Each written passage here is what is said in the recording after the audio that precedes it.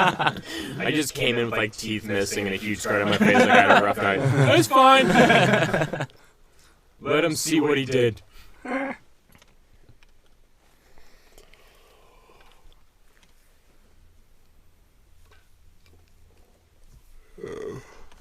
Classic quietness.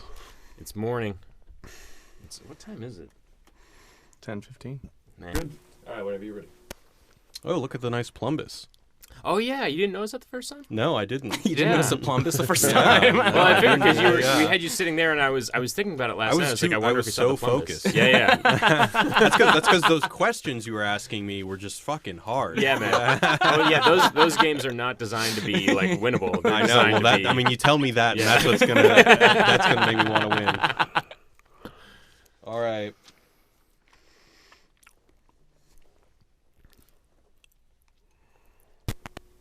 Whenever you're ready. Cool. Jacob, we're good? Good. Oh. Hello, everybody. All right.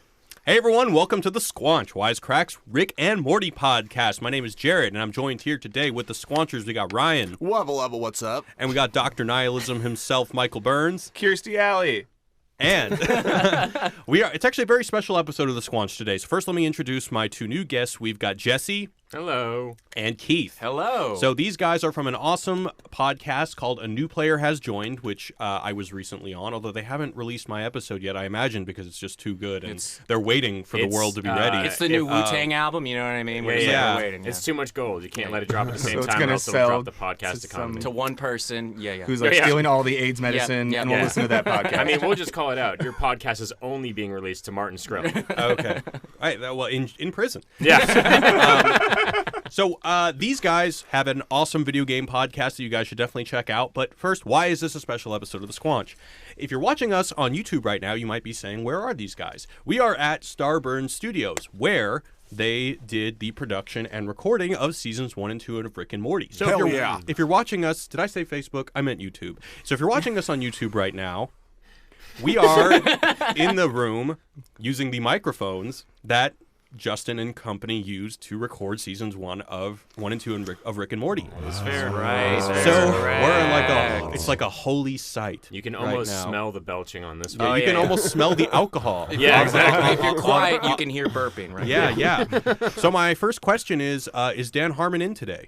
He's probably upstairs Yeah, somewhere. probably. His office is right upstairs. His office is upstairs? I think his office is downstairs, over in the bullpen on the side facing Burbank Avenue. Oh, there you go. He's downstairs. I don't know. Is that just like the forbidden zone? You guys never been up there? It's like, executives only?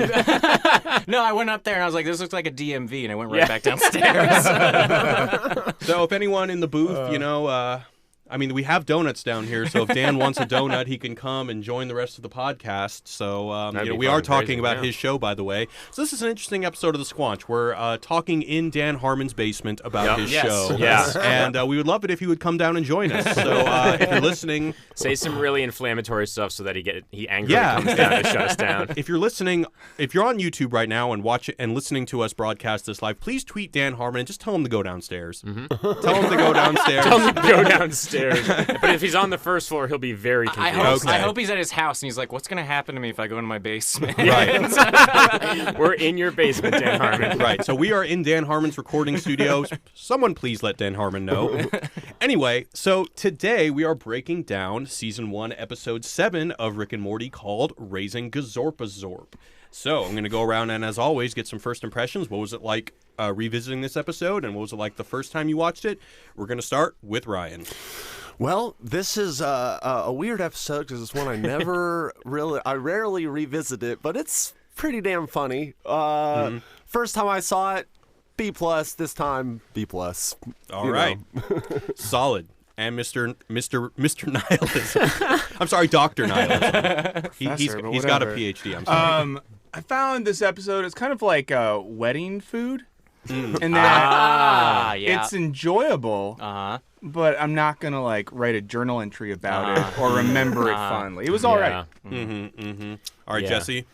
This is actually the first ever episode of Rick and Morty that I saw. Very first. And when I first saw it, I was like, well, this show's hilarious. I have to check out more. And then after watching the entire show and coming back, because I also never revisit this one, watching this one, I was like, oh, this is maybe my least favorite Rick and Morty episode. Oh, wow. Yeah. I'm always excited by any kind of superlative, so I can't wait to hear why you don't like it. Yeah. We'll get into it. Okay, cool. But here's the thing. It still makes me laugh very hard at a good number of moments. It just doesn't hold up compared to the rest of the series. Sure. And Keith? Yeah, I feel sort of the same way as Jesse. I think when I first saw it, I was like laughing so hard. But yeah, after watching more of the series, you go back to it and you're like, yeah, this is like a first season episode. Like this is an episode of the show's trying to figure itself out, and it's a great way to show who Rick is as a person. But I think it was definitely a B episode. Oh, this will get Dan down. Yeah, Dan is not coming down. I mean, he'll come down and be like, your podcast is off our network. Well, I mean, it was better than any episode of Community. What? Yo, you watch your mouth. You watch your mouth. I was trying to lure him here. Motherfucker. So I guess I'm pretty much with the rest of you guys. I think that it's a middle shelf episode, which is still great television, and I do find myself laughing a lot. I mean, it's a lot of like gender-charged humor, which is always fun. And in 2018, that's what the people want. That's what the people want. Gender-charged humor. And I mean, I have to say, Zardoz is actually one of my favorite camp movies. Okay, that'll do it. And so I appreciate the illusion. I would have preferred that they went a little bit deeper with it, but of course that's not their top priority. You wanted the outfit. I wanted Sean Connery outfit, absolutely. And I went into the credits and I was really hoping there would be like a guest voiced by Charlotte Rampling, because I just can't get enough of her. But anyway, let me go into the recap of the episode. So, Morty is having a grand old time with his new high-tech sex robot that Rick purchased him from a pawn shop in space, until it gets pregnant. Seconds later, Morty Jr. is born, Morty's half-human, half-Gazorpian son. So Rick and Summer travel to his native land of Gazorpazorp to find more suitable parents for Morty Jr. When one of the Gazorpians breaks Rick's portal gun in pursuit of Summer, Rick quickly takes over the planet and enslaves all the beasts. When a giant floating godhead appears, Rick and Summer get inside the head, where they learn that Gazorpazorp is actually ruled by a technologically advanced class of women who use the head to control the highly destructive Gazorpian males, and use them only as a means for reproduction. Meanwhile, Beth and Jerry throw shade at each other's parenting skills while Morty tries to raise Morty Jr., who, even in his early days, seems only focused on death and destruction. Believing Rick to be Summer's slave, they are introduced to Marsha, the leader of Gazorpazorp. The deception doesn't last long, though. Marsha hears Summer use the patriarchal term grandpa, and Rick lets out a huge fart, the punishment of which is death. Moments before their execution, Summer reveals that the top that everyone has been fawning over was made by a man. The matriarchs are forced to admit their mistake and release them. Back at the Smith home, Morty Jr. is well into his angsty teen phase. When things get heated with Morty, Morty Jr. runs away from home and starts terrorizing the neighborhood. Morty, Rick, and Summer find Morty Jr. and Morty, Rick, and Summer find Morty Jr., and Morty convinces his son to take all his destructive impulses and channel it into something creative. Morty Jr. decides it's finally time to leave the nest and gets his own place. Rick and Summer come to the conclusion they've learned nothing about gender politics, and Rick farts. This time the family laughs, suggesting there is hope for this planet. After the credits, Morty Jr. is on national TV promoting his book entitled My Horrible Father. End of episode. Can I just say, this is why Rick and Morty's so amazing. No way this gets pitched anywhere else and people actually listen to it. Like, no one actually will sit in a room and like pitch this TV show to somebody and they'll be like, yes, like we will definitely take that. They're like, what are you saying to me? That's why the show is so phenomenal. Yeah. So let's start off. First of all, give me 1 second. So, all right, the first thing I want to talk about is one of my favorite camp classic movies, Zardoz, which I already mentioned. So, for those of you John Boorman? John Boorman. You know, this was back in the Hollywood days when if you won a Best Picture Oscar, the studios would just let you do whatever you want, even if your name isn't Christopher Nolan. Yeah. And so I think John Boorman made Deliverance, which won Best Picture, which is actually one of my favorite movies.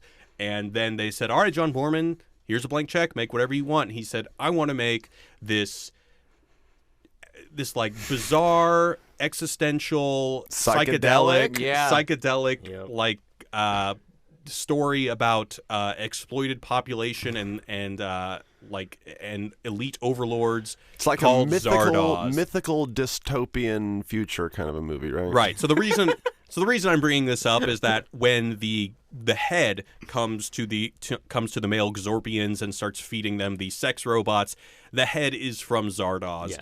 And except in Zardoz, the head is spitting out guns, and he says the gun is good, the penis is evil, and basically what's happening in Zardoz is that there's this elite society that uses this godhead to create this false god that makes the savages grow food for the elite population, but also they just suspend them in this state of constant warfare where they're constantly killing each other. They leave them completely uneducated and leave them to be savages. But then in the elite society, they have this aimless existence where they're all just overtaken with this like existential restlessness, and they all can't find any purpose in life. Their life is wholly full of abundance, and they just can't find any meaning, and their lives are miserable. And that's actually one of my favorite elements of that movie is there is like even this class of people called, I can't remember what they're called, but basically there is this whole class of people that just stand numbed. Yeah. They don't move. They're catatonic because with all this abundance, with all their desires fulfilled, they literally have no will to do anything.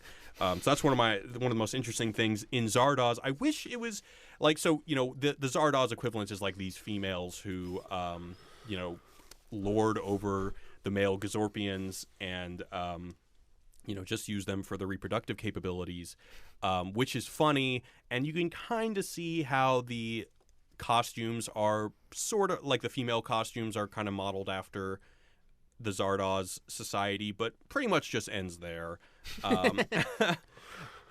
Which one of you guys have seen Zardoz? I've never seen Zardoz. I just read up about it as soon as because I was like, well, this giant floating head has to be something. Right. And then looked into it. I know the reference to the Sean Connery outfit, and I read the Wikipedia and I went, oh man, I'm never watching this movie. I mean, unironically, you should, because I mean, if you appreciate camp, if you like campy movies, if you can have fun with something like that, I mean, it actually has a lot of really good thought behind it. It's a very smart movie. It's not dramatized in any kind of serious manner. Yeah. It is pretty slow though and hard to watch for people not like familiar with that kind of movie. I like it a lot, but also retraction from Jared a second ago.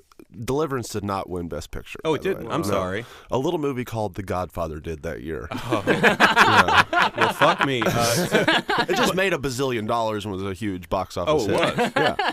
Can you imagine something like Deliverance making a bunch of money these days? Yeah. No way. No, of course not.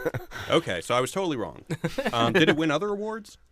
I'm pretty sure it won like screenplay, or I think one of the actors. I think maybe Ned Beatty won. I don't know actually, but I know it won. It got nominated for a lot of stuff. Yeah, they didn't do the Nickelodeon Awards that year. Yeah, it didn't win Best Kiss. Oh my god. All right, so let's talk about the Gazorpian society. One of my favorite parts of this episode that I didn't really remember from the previous time I watched it is that. So first of all, the whole reason why there's conflict when Rick and Summer get to Gazorpazorp is because the Gazorpians see Summer and they're like, oh my god, a female must rape, basically. And so one of my favorite parts is that like Rick just says, God, now I have to enslave a whole planet. And then it cuts to a very short scene with Morty trying to father Morty Jr. And then it cuts back and there are these flags that adorn the whole Gazorpian society of like a crudely drawn face of Rick. He's already established himself as a tyrant, as an authoritarian, maybe as like, some sort of god figure. And those are kind of my favorite parts in Rick and Morty. We see another instance of this at the beginning of season 3, episode 2, when Rick introduces electricity to the Mad Max land. It just cuts to them in this advanced suburban, miserable, alienated civilization. Well, it treats its viewers as smart. It's like, you get it. We don't have to do a time jump, and it's like, you understand it. We don't have to explain this to you. Yeah, and those are like the really rewarding details that I really appreciate. So I find another thing interesting the Gazorpians are like they're like the epitome of the male id. They're like monkeys. Right. They're just like, they just want to attack, kill, like have sex. Do you guys think that, so obviously there's a lot of like, the joke here is that the Gazorpians represent the worst of like the male psyche, right? Yeah. Do we feel the same way that the female Gazorpians represent the worst of the female psyche, or do we think that the show is more forgiving and more sensitive towards females? Ooh. This one's tough. Part of the issue with this for me is the animation style in this, because the Gazorpian males are made to look completely monstrous. Right. And the Gazorpian females are made to look humanoid with just extra arms growing out of them. Right. So it makes it and all easier. very beautiful. Yeah, exactly. The one line in this that gets me is Rick being like, "Oh, the classic Amazonian twist. We're doing this." So when you get to the female population, it feels that it's not, we're making fun of women and then over here we're making fun of men.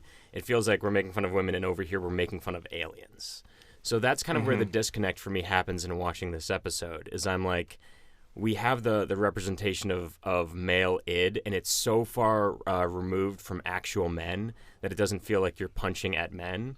And then when we have the female representation, it's so close to actual female representation that it feels like we are punching down at a few times at the female representation in this episode. Because also the men are they're mostly just doing one thing. They're not talking. They're just attacking and trying to have sex. And the females is constant talking. So there's a back and forth. Yeah, jokes to be made. and all the female references are so specific. Yeah, exactly. And kind of like stereotypical things. There's some there's some tropes in there. Because there's a few moments I kind of found myself being like, oh, right? You could do better than Exactly. this. Like, we were talking about this on the way here. There are a few stores that they show in the background as they're walking through that are like just chocolate and shoes, and I'll just have a bite of what you order. And it feels like if you're gonna make fun of the female side, you should make fun of like the societal side. Like we were talking about having a store that's titled 70 cents to the dollar store instead. Well, so they do make that joke. They make that joke later but on. doesn't Summer have to bring it up? Summer has to. Yeah, exactly. Well, it's because they don't know what Earth is like. Yes. Yeah. Right. Yeah. See, when I hear when I see those jokes in the video that you're talking about, like the kind of eye-rolling ones, to me it's almost like they're making fun of how cliche and stupid and ubiquitous they are. And just bringing them up and kind of having them there is almost I believe that they aim from for Rick's that. point of view is it's like they're making fun of people who make those tropes. Yeah, That's what it feels like they're aiming for. I don't know if they get there all the time, but I get the intention. I just don't know if it plays well right now. You never see that. See,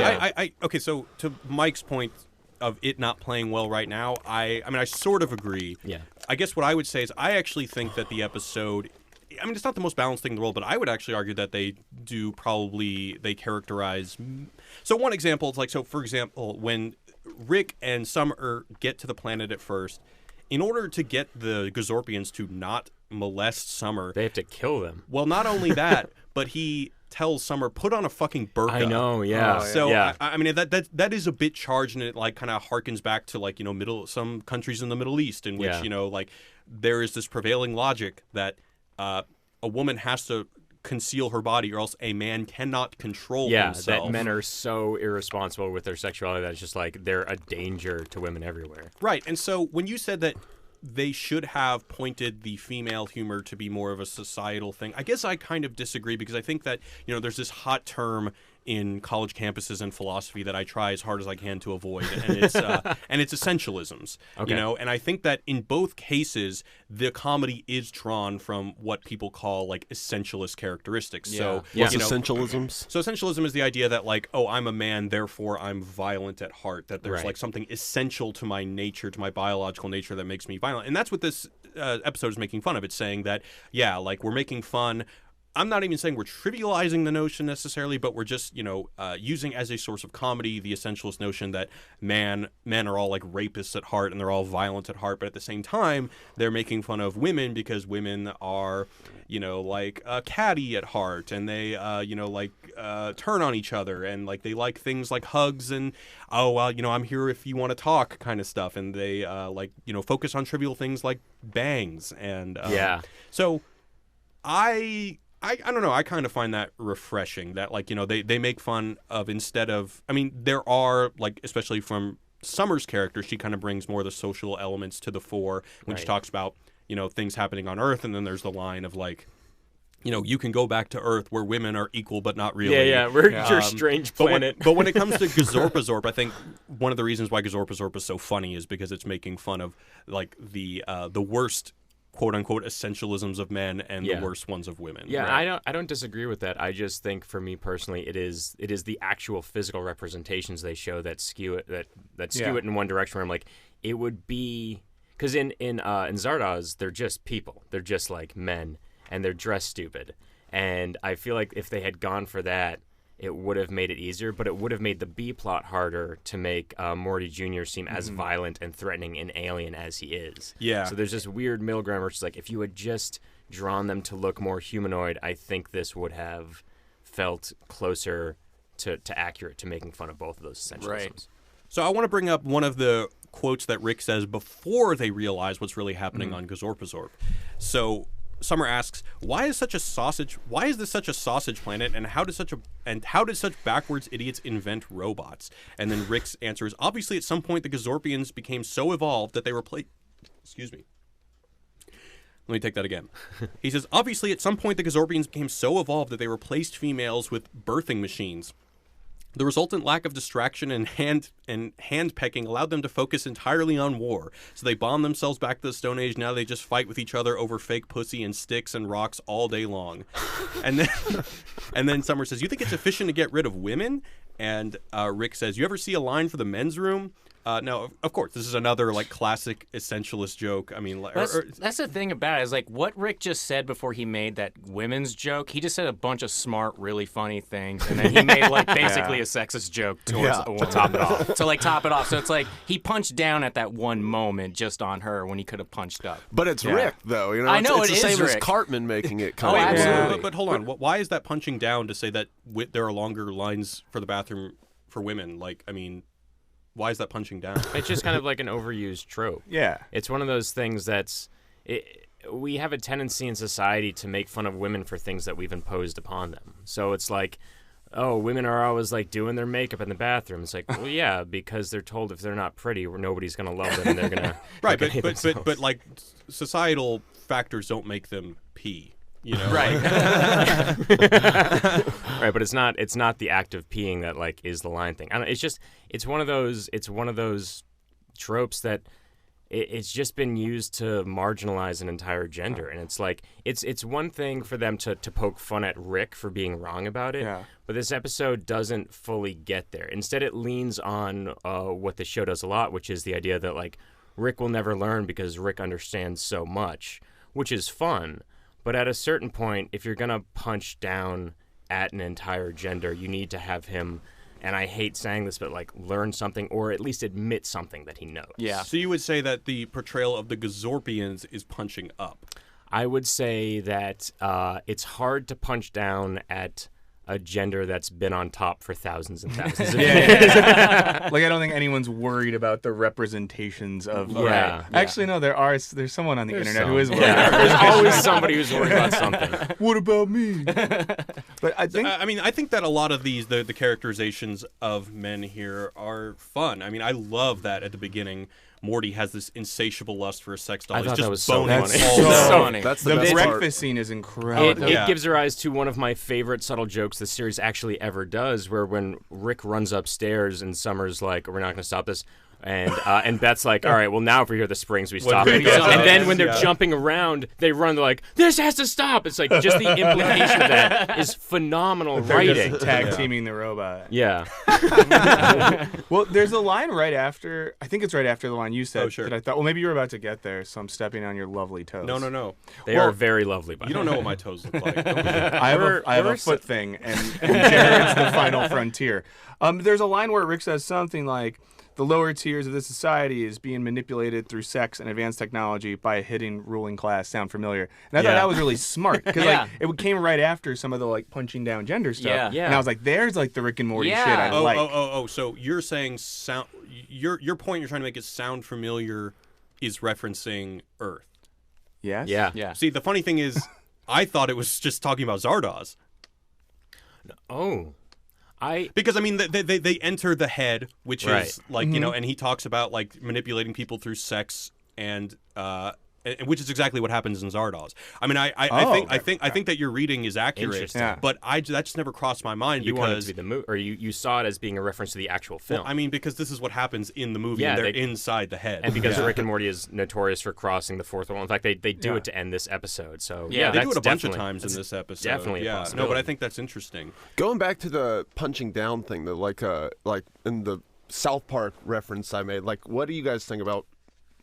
Just for a tangent, like you know, like if There's a South Park reference in this. Well, no, I just said it a second ago. When He said Cartman. He When said Cartman. Cartman makes, you know, like just totally Awful, awful, racist, terrible. sexist jokes. Wendy like, was like, created to balance him out, and every episode Cartman gets his ass kicked. Yeah. Like Wendy's that's a every episode. kid. Yeah. I think Okay, so he's that's like the a point. little. So he he's never like a learns fat kid anything, that no one though. likes. No, he doesn't. Yeah, exactly. I mean, and so I guess in that, I mean, to me, like Rick saying these kind of punching down jokes to me is totally like. That's Rick. That's And- who yeah, he is. exactly. Yeah, Yeah, that's it's that that guy. guy. And Rick you is know? not a role model. No, No, he's not no, at all. exactly. No, And nor, they make nor that- is Cartman. I'm just going Right. back to your point that South Park does, though, every episode end with, we're going to point out what the truth is and how you We're should just act. gonna But say other fuck people Cartman. pointing it out for the that audience, person, right, But yeah. Cartman never. No, he never yeah. does it. He No. never So- learns. Yeah. I think part of it for me is that like Rick is so intelligent. Yeah. Right. He is the epitome of intergalactic intelligence. He is Yeah. the end all be all of knowing things.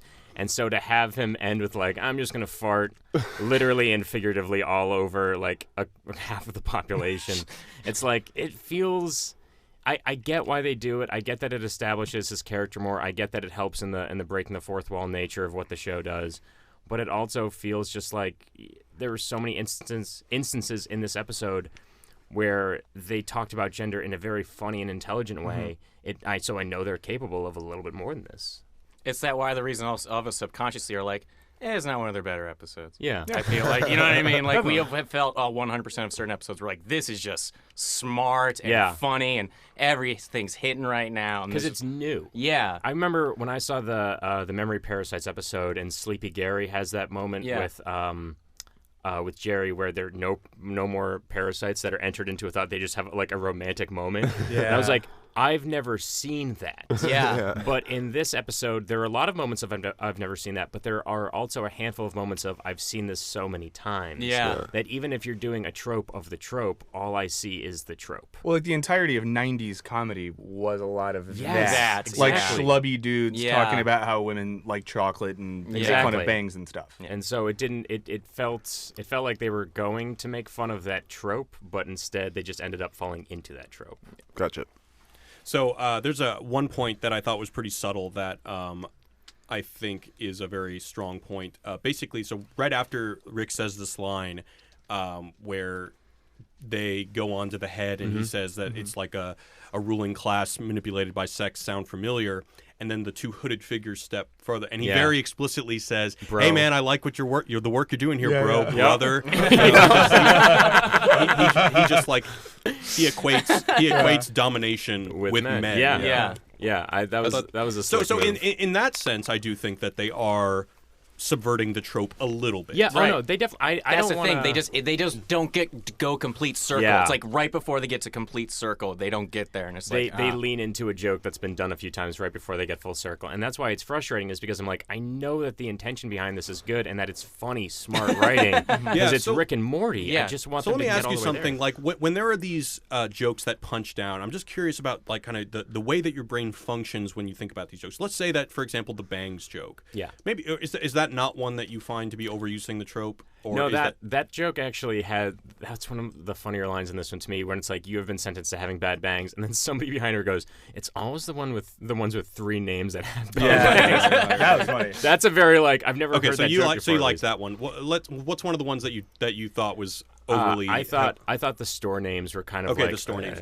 So like when you see the store name, like so for example, one is called, it's a restaurant in the background of the female Gazorpian society called Just a Bite of Hers, for people who don't remember. Do you look at that and say to yourself, oh, that's funny, and then you check yourself and say, no, wait, now I'm kind of reviewing this under the social conditions that I understand that joke arose from, and now I'm stepping back with a critical lens saying that they could have done better? Yeah, Or is it just not funny to you? it's just you've seen it so many times. Yeah. Like, that's I think the it's thing. not funny. It's just not funny anymore. Like, it was funny 10, 15 years ago when I just didn't understand, or really, and then years go on, you're like, yeah, I've heard that joke way too many times. I guess the reason, I mean, the reason why it was funny to me is because I do think that by like this is a fresh context. Yeah. Like, you know, we have this foreign, you know, alien society of women who you know, have this peaceful society. Yeah. So I think this is a new context. It's not just like a bunch of guys on the couch saying like, "Oh man, all women are like." Not at all. It's not at all. Those that. fucking bathroom lines, It's man. not at all that. No. But and I think that's the problem then, that it gets so far towards not being that. Yeah. And like we all know that the writers who write the show aren't that. Right. So like yeah. it's almost like being held to a higher Sorry, standard. what is that? Oh fuck, I don't know. Carlos Mencia. Carlos Mencia. Being Carlos When was the last Mencia. time he was on the air? That's what I'm saying. It's like just those jokes are just like, we've seen this, we've Yeah. heard this. Like, But Carlos Mencia was old even when he was on. Yeah. Well, yeah, it's because he was doing Cosby. No, but it's like it's a matter of standards. Like if I Yeah. go to Taco Bell, I have one set of expectations, so it's Yeah. gonna be hard to let me down. If I go to like a really lovely place and they serve me shit, then I'm like, I know you guys are better than this. Yeah, Right. I guess if they Well, just serve me decent. I'm like, this is my Rick and Yeah, Morty yeah. is my I guess- gold I guess that's the standard. point. It's like decent at a good Yeah, place. I guess what I'm saying is just like for me, it doesn't bother me that much because it's old, tired jokes, but wrapped in a nice, Yeah. new, novel Rick and Morty way. Yeah. They do it in such a smart way because Rick and Morty's a smart show and they Right. do such a good job, and the jokes in Rick and Morty are phenomenal. But that's all it is. Like, I went and watched this episode last night and I just rewatched it. I was like, oh, this is funny. And then there's just a couple jokes. I was like, oof.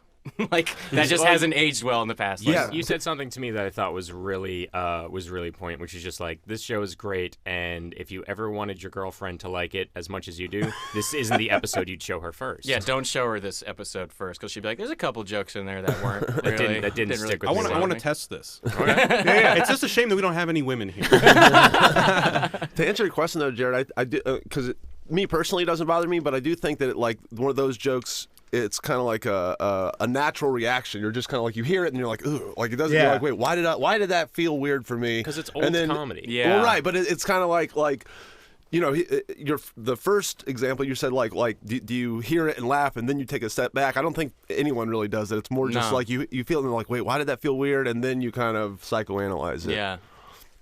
So I want to jump to the end here. Yeah. Do it. And we're going to talk about. God, this part was so weird. This was the most Family Guy element of the show. Are we I going to think, talk has about the dance scene from Footloose? No. I was gonna talk about, we can talk about that later. I was going to talk about the Brad Anderson Marmaduke section. Yeah. Oh, yes. yes. Very Family Guy. Yeah, it was Very Family Guy. Just completely inane and random. Okay, yeah. This is a thing that I don't think I've said explicitly yet. This episode feels like it was written, and then they're like, well, we could stick this anywhere in the first season, and let's stick it between two strong episodes.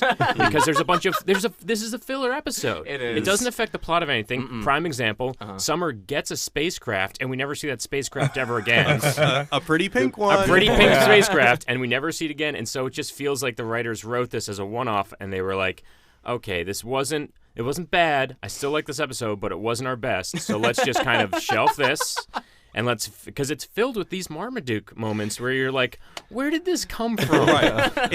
It's rare that Rick and Morty does a joke like that's Yeah. so random. Yeah. You know, and just random for the sake of being random. Usually Exactly. there is some thought put Oh, behind these everything things. in the Yeah. show is earned painstakingly, and it's wonderful. Yeah. And this joke, while it made me laugh to have Jerry's response be like, was that so-and-so from Marmaduke? It's like, Yeah. of course, because that fits Jerry's character. Right. It was still like, you guys stop serving us Taco Bell at this restaurant. You guys are so good. You're so good. Right. Yeah. So I guess the two, if we could say, like salvation moments of the episode. So one is is part of this Brad Anderson thing where we see that Morty Jr. is this violent, seeming, hopeless being, and Rick wants to kill him, but instead the conclusion is that he should put his efforts towards something creative, which Dr. Nihilism was just telling me on the way over here that he's more of a Freudian than a Jungian, and so like, I'm a fun guy going road trips. Yeah. You guys, I don't know if you're ever like busy. Is that why you tried to jump out of that car? So this brought to mind like the Freudian concept of sublimation. Yeah. And I'm curious. What is that? Sorry. It's basically what I said. Is it's taking like these more like Desires, these violent impulses, these negative impulses, and then like taking them and turning it into something creative or productive. Okay. And do you guys interpret that as just kind of like in a sense, is the episode just saying that like there will always be this element of men and that the answer is for them to sublimate it? Or did this cross your mind ever when you were watching the episode, Michael? It did, and at that moment, I thought about that part, and I thought about that sort of a trope of the tortured male artist, or like the male creative who gets to be kind of a dick. Yeah. And like gets to day drink too much, and maybe is like shitty. By the way, Dan Harmon, you should come down. I love day drinking, so I'm not gonna judge that at all. But I think there's like a thing that I'm sure people in this room, I know I've fallen into that trap of thinking that before. So it was another line where I was kind of like, okay. Right. I don't know. But then on the same, like the other point of kind of salvation is that Rick farts and then Beth and Summer laugh. Yeah. And I think almost I could make an argument that this is kind of more to the way Ryan and I are interpreting the episode. Is that the point that Rick makes at the end is like, hey, I farted. It's crude. It's old humor. Yeah. But fuck it. You know, there's still hope for this planet if we can still laugh at stupid shit. But fuck it. Yeah. That was I did it. that was the that moment was when I was like, all right, I see what you're doing, because it literally is just fart. See you next week. Dub. Yeah, Rick's like whatever. I thought that was great. In general, like the whole breaking the fourth wall, see you next week, I'm not a big fan of those endings, but I love them. I thought when they did it in the pilot, that was when I was like, I'm gonna watch this show forever. I like the fart element. I'm very critical of breaking the fourth wall in general, unless it's necessary. What about the jokes what they make offhandedly? Like they do that throughout the whole show. Yeah, the Conan thing. Again, the memory parasite, just like Hammer Eye and Amish Cyborg. What is this, 90s Conan? Oh yeah, or we're doing the Amazon woman thing again. They do little things like that where they're like, we're fully aware we're on a TV show. Or like the OJ thing was funny, I thought, in this one. What was the OJ Where thing? Summer basically uses a Johnny Cochran defense. Oh yeah. If the top if the top is cute, you cannot. Yeah, that was great. I loved that. That line I thought was awesome. Well, I think that's especially hilarious because Summer's argument as to why they should go doesn't make sense. No. Like, I actually wrote it down because I wanted to hear what you guys think. Like, why do they let him go? So, let me just read the whole thing. So it says Mark Jacobs. Mark, Jacob, these are names of the penis. Good line. That's a great line. Good line. It's a great line.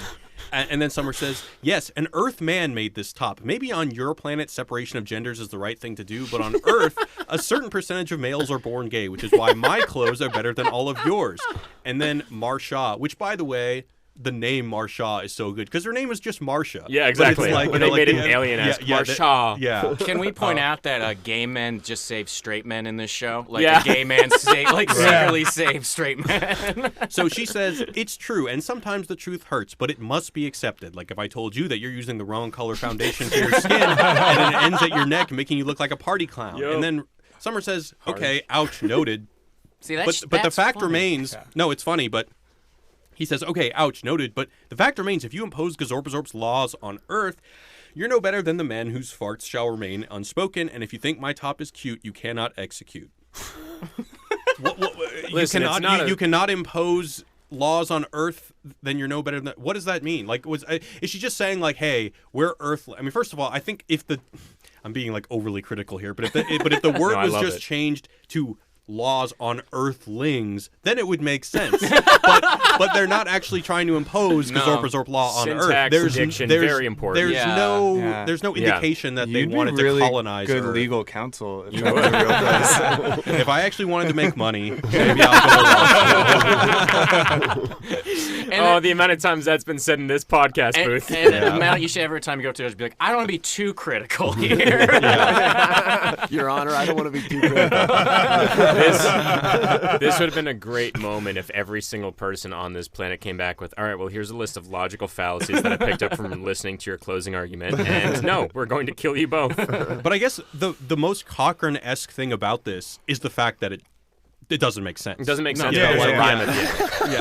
Is that your meta reading? And also, I mean, it says, it is basically just a catchy line. If my top is cute, you cannot execute. Yeah. Exactly. I would say you must acquit. Yeah. The most Cochrane point about this is that they definitely did break the law. They're claiming not to, but they do they do get to go free. The law is that you cannot fart, and I guess.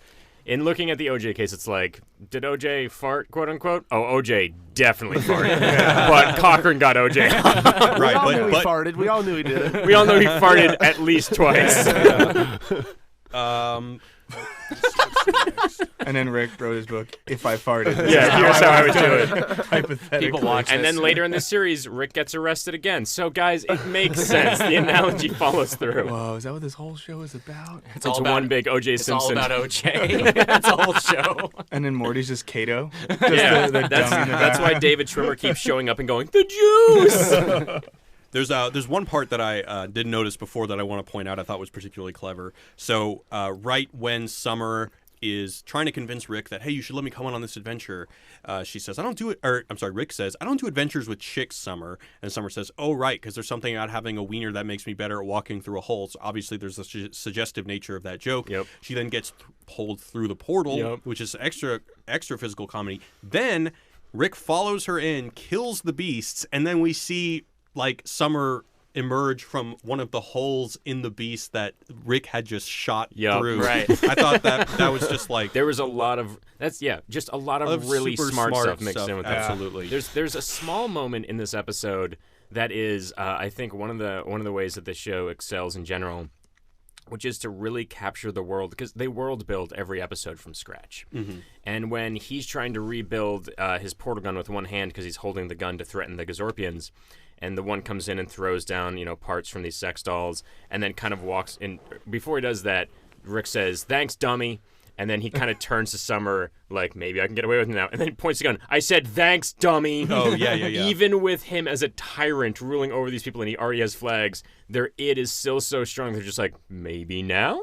Maybe I'll sneak in? Yeah. What do you mean they world build each episode from scratch? Well, because everything takes place in a new, like the Purge world is a new world dimension, build. everything like that. Jerry's daycare is a new world build. They're creating a new atmosphere for every episode to take place. I mean, when they watch TV, they have to do like 30 new worlds. Exactly. You're not saying that like the rules for the whole show change. They just introduce new because Gotcha, every yeah. world exists in the same universe, but every world is its own encompassed set of laws and logic. The moment you get there, Rick has to explain everything about the world before they can start the actual show. And then begin to exploit everything. Yes. And it's that over and over again. They've found a way to take a formula that is classic sitcom, where it's like we start here and we end here, but they make it different for every episode because they're creating a new world. Endlessly fresh. And amazingly good. Each dimension's really just a joke. It's like a joke to each world is like, this is what the joke is for them. This is a joke is for them. I will never stop laughing at the Jerry Daycare Center. I'm leaving. Okay, you always could. Goodbye.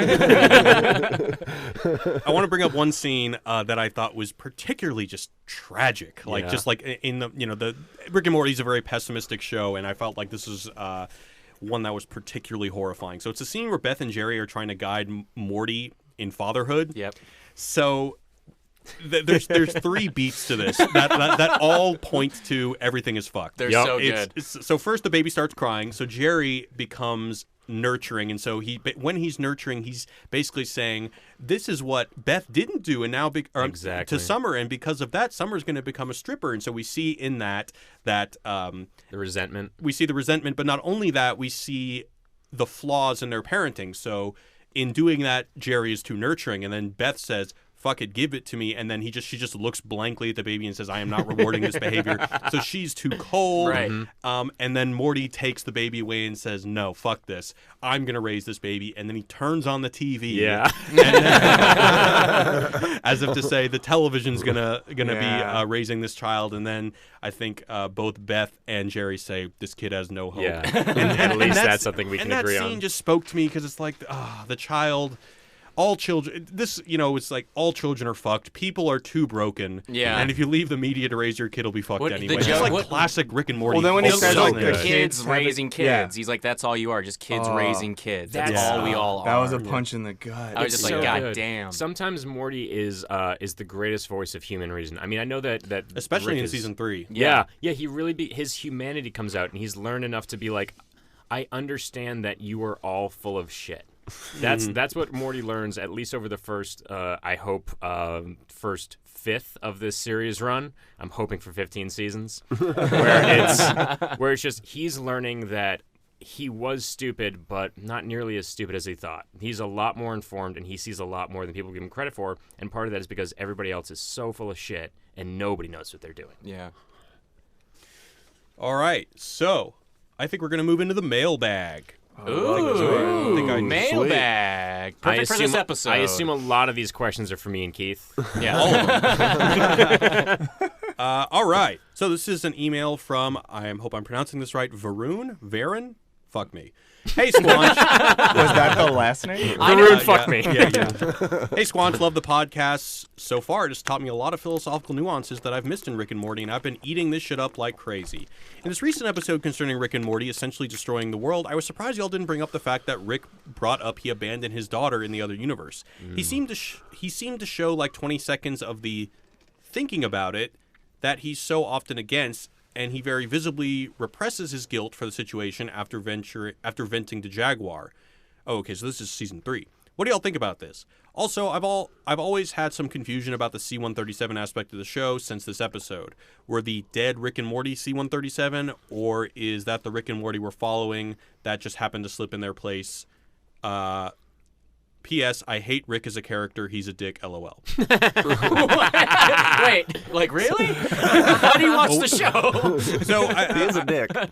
as far as the C-137 thing, I don't think there's an answer here. No. Like, I think that he introduces himself as Rick C-137, but as far as if C-137 is the original one that is destroyed in Rick Potion number 9, I don't think we know. I don't think there's any way of knowing yet. Do you think there's a way that Rick and Morty's going to write themselves into a corner? Like, you think that's a possibility because there's just so many things going on at once? I think that the answer to that is just to not give a shit about lore. Yeah. Well, So I that's don't why think I'm they like, can physically. It's just kind of like they can literally create make new anything. dimensions. They can do everything. right. It was Right. the first episode of season 3 where he's in jail and it's like there's no hope of escape, and then he just escapes. I was like, oh, okay, he's God. Yeah. Like it's officially crossed the line. He Well, can they do actually, anything. They call him a fucked up god in that yeah, episode. exactly. So as far as your other question, Varun, I mean, isn't the answer that he's probably done it before, and why do we think that this is Yeah, his original exactly. death? Yeah, You know, yeah. it's like he doesn't care. But that's interesting because he only cares about original Morty, and they make that clear in the first season that like his attachment to every other member of his family, his attachment to Beth is stronger definitely than to some of the others, but with Morty, there's something more going on that they keep hinting at and they don't get below the surface yet. I need to know what that is because he's You don't think much it's just more a normal grandpa and I think it is, but I want to know relationship? why that relationship shatters the facade that the other relationships can't. the way I've always interpreted it is that it's the writers are always just fucking with us. Yeah. And, Yeah. and that it's just like this constant seesaw of any time that any genuine connection is suggested, it's just immediately undercut. And it's just this game that they play with us. Right. And I think that that's probably going to be maintained for at least the next couple seasons. Yeah. If there's ever another season. Oh, there's going to be 15. Okay. Jared, okay. Harmon's right there. He's nodding yes. Great. He's nodding yes. He's not. He's been watching the whole time. Right there, guys. That He's would- right there. This is, oh my god. We up, can't Dan? turn the cameras to see them, but he's right there. Right. All right, this next one is from Jeff. He says, in the clip at the end of the episode, Jerry asks Beth if she ever wonders what happened to Rick and Morty. She replies, sometimes, but I'm ashamed to admit, now that they're gone, I'm finally happy. If Rick were still around, he could take out all the Cronenbergs no problem and start remaking Civilization, pushing Jerry back into irrelevance. Which makes it seem like the reason Jerry and Beth's relationship is on track is because Rick is gone, and Beth is acknowledging that the price of losing their son is worth it. So another dark look at love thrown in at the end. So the way that we've interpreted this at Wisecrack is largely that Jerry he's a buffoon and he's just kind of this, he is a product of our kind of industrialized, alienated society.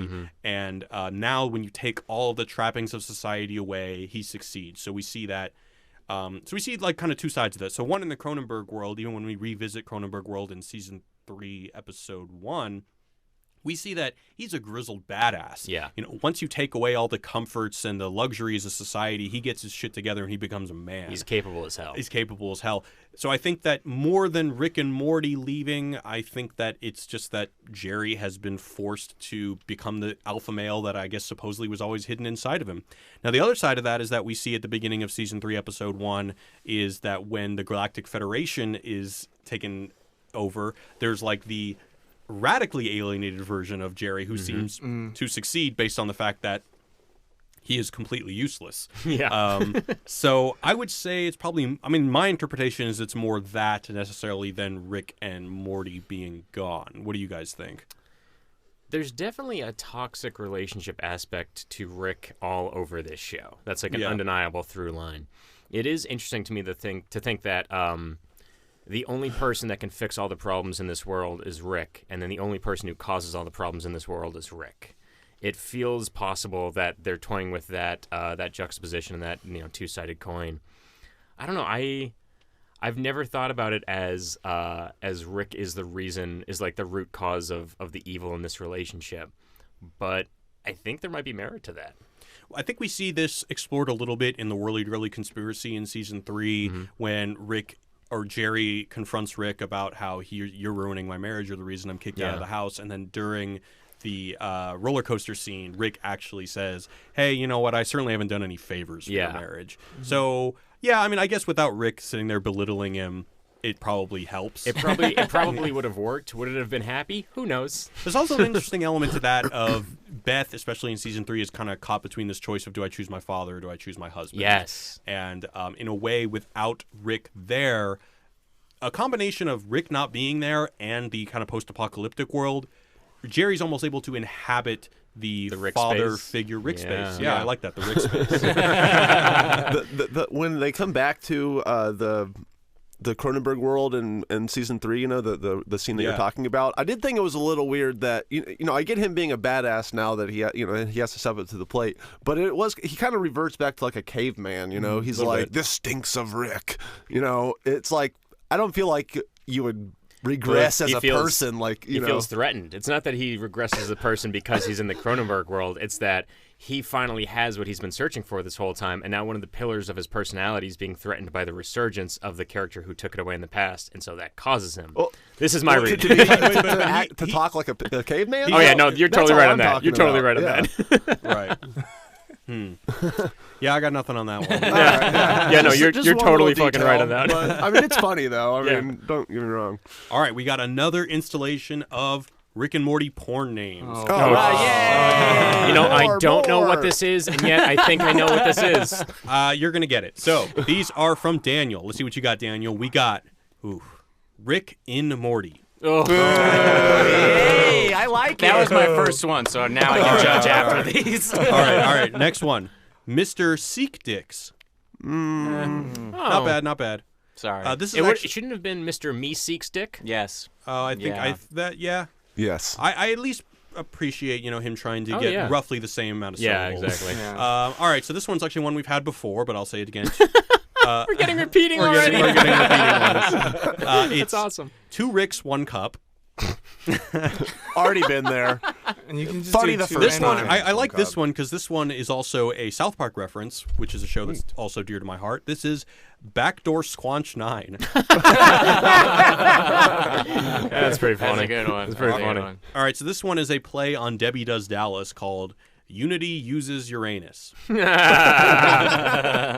Wow. Would that have worked if I didn't introduce Debbie Does Dallas first?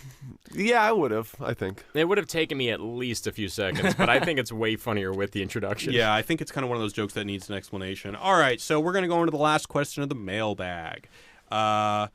He says, love the last episode. I'm sorry. This is from Robert. Robert says, while you were talking about having a relationship with a simulated human and comparing that to a real-life human, a real-world comparison jumped out at me.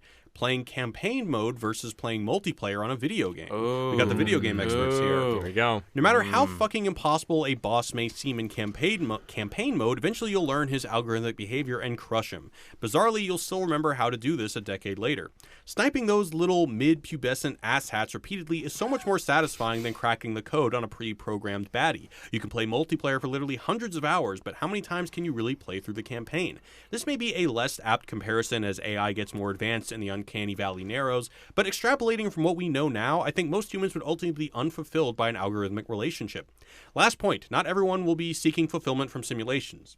Lots will be just seeking a warm, slippery spot to celebrate winning the Appley Award. Well, wait, aren't they going to be advanced enough Warm, to where... slippery spot. Ew. Well, yeah, so this just brings up the question of, like, to what point is the human brain just an algorithm too, just a really, really advanced one? Oh, there's a great Radiolab episode about people who have short-term memory loss repeatedly after head trauma, where it's like your brain basically resets. Like Memento style. It's the Adam Sandler movie, Drew Barrymore. That's it. Yeah, It's 50 First Dates. There's a great Radiolab episode called 50 First Dates. The answer is 50 First Dates. Next question. Sorry. But they have audio of people who have woken up and are asking questions, and they ask the same questions. They respond the same way.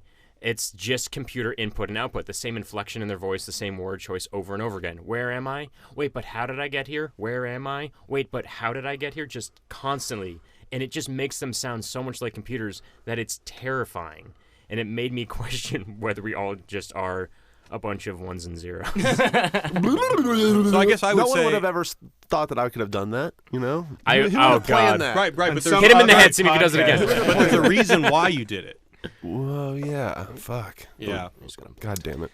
All right. Any more thoughts on having a simulated lover?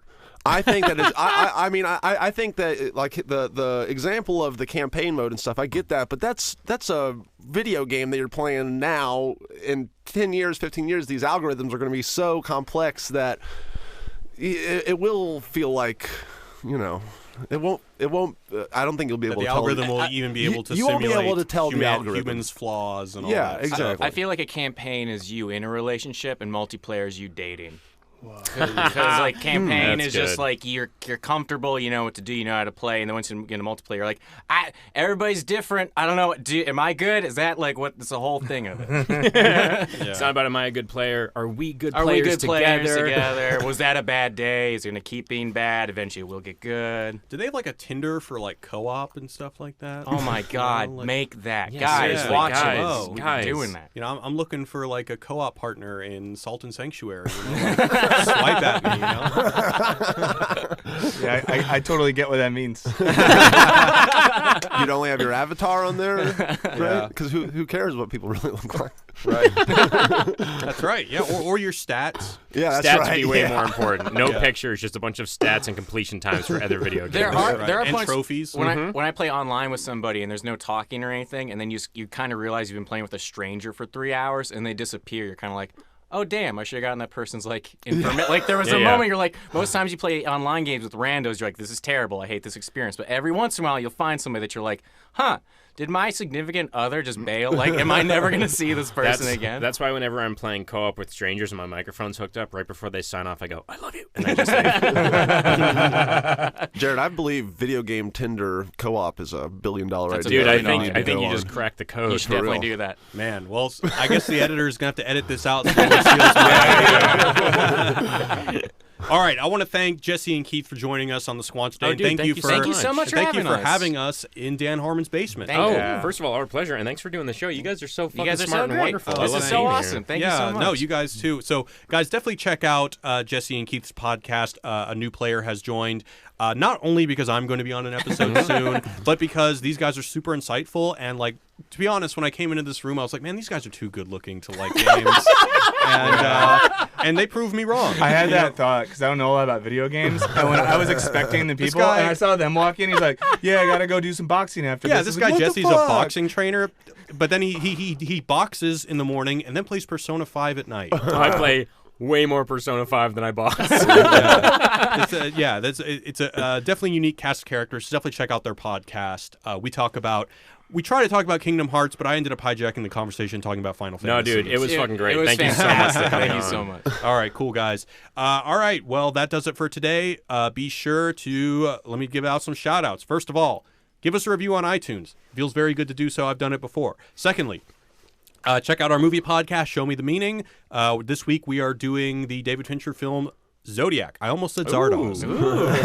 So we're doing Zodiac, so check that out. Last week we did Inception, and that was super fun. And be sure to check out our awesome subscriber service, wisecrackplus.com. You will be very pleasantly surprised. Where can we find you guys on the internet? Oh, you can find us at Twitter at New Player Has Joined. Our New Player Pod. New Player Pod. And you can find us at our website, newplayerhasjoined.com. On Instagram, New Player Pod, at New Player Podcast. But just Google New Player Has Joined and you will find all our stuff. You'll see Jesse and I as Link and Mega Man. Yep. And yeah, find us out. If you like video games, if you love video games and you love comedians, and you love listening to people talk about our whole show is just about bringing celebrity on, comedians. They talk about their absolute favorite video games. Why they attached emotionally to it. All that good stuff. Yeah, so come hang out, talk about video games. You'll listen to Jared talk about Final Fantasy. It was honestly like the most fun episode because we finally get to talk about Square Enix. It was fantastic. It was so good. So good. Come back. Come back, Jared. Come back, Jared. I'll be here. Jesse, how about you? Oh, all right. I mean, that's us. If you want to, I mean, I used to be on Twitter doing stuff, and I'm just like, just fucking listen to the podcast. Just go. Michael, when are you going to create the @Dr. Nihilism handle? Yeah, what the fuck? Oh, yeah. Never. Absolutely not. Of course not, because he doesn't care about the rewards. right. Life is meaningless, That's so right. why would he create anything? Someone gets me. Do you want to plug Mike O'Brien? Yeah, I think if you just type in Michael Burns on Twitter, I pop up because Yeah. I think I might be the Michael Burns with the most followers. Ooh. Yo, nice. take that every other Michael Burns. Fuck yourself. And there's one or two others. Guy. Ryan?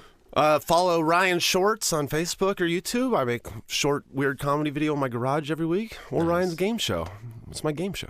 Cool. You can follow me at Wisecrack on Twitter, friend me on Facebook, or my collection of dog photos at Father of Woody on Fuck Instagram. yeah. That's awesome. Highly Wait, recommend what you kind of follow dog? that shit. He's a Maltese poodle mix. That's Yes. awesome. yeah. About yay big? About exactly, Yep. yay. I haven't seen you walk. I haven't seen you walking around with the dog. I'm really sad. I'm about around the hood. Yeah. Around the hood. That's right. We live like down the street from That's, here. that's right. That's right. All right, guys. That's it for today. Thanks, guys. Squanch you later, baby. Bye. Just goodbye for me. Yeah, I didn't know we were supposed to say something.